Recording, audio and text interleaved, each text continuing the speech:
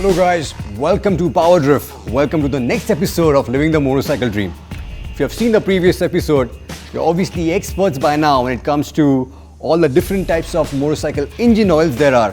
But there's one more thing which you need to know before you go ahead and make the purchase, and that's the viscosity grading of your engine oil. Well, simply put, it's this number right here on your engine oil can. It's this number in bold, which is nothing but the viscosity grading of this particular oil. What does that mean?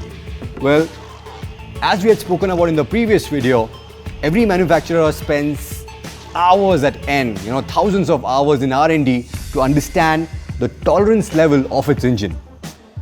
And once they know the tolerance level of its engine, that in fact dictates the viscosity of the oil that the engine requires to perform at its optimum level. Which is why it's very, very important that you refer to your service manual to know and understand the viscosity grading of the oil to get the best out of your motorcycle. So in the viscosity grading nomenclature, so to say, this letter W stands for winter. The letter before W stands for its lower temperature count, or in other words, its lower temperature performance. Similarly, the number after the W denotes its high temperature performance. So this is the range that we are looking at, where the viscosity of this particular oil will be maintained to ensure that the engine is running smoothly and you are able to extract the best performance from out of it. And in this particular case, it's 15W50. It's a grade of oil which is recommended for many motorcycles from manufacturers like Royal Enfield and Bajaj. When it comes to cold starts, right? As soon as the engine fires up, the oil is supposed to circulate to all the different moving parts as quickly as possible to ensure maximum protection from wear and tear.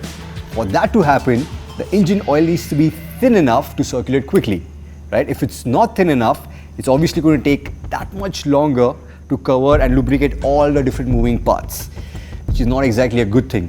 Which again brings us back to the tolerance level of the engine and the specific viscosity grade of the oil which works with the engine to ensure its protection and to extract the maximum performance. So to put it simply, if Royal Enfield says that for this bike you have to use a 15W50 oil, then a 10W40 oil might not be the best bet to ensure maximum protection for this particular engine. On the other end of the spectrum, when things get hot, and things can get mighty hot inside the engine, well over 100 degrees. So if you're not using the specified grade of oil which the manufacturer has prescribed, then what's going to happen is, as the temperature goes up, the viscosity is going to go down and the oil is going to be thinner, which means it's going to no longer be in a position to provide the protection that it's meant to provide.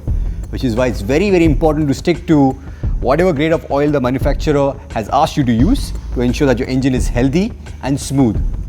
And now that you know all the technical jargon and the viscosity grading and all of that it means, it's time to actually do the practical stuff, which is to change the engine oil.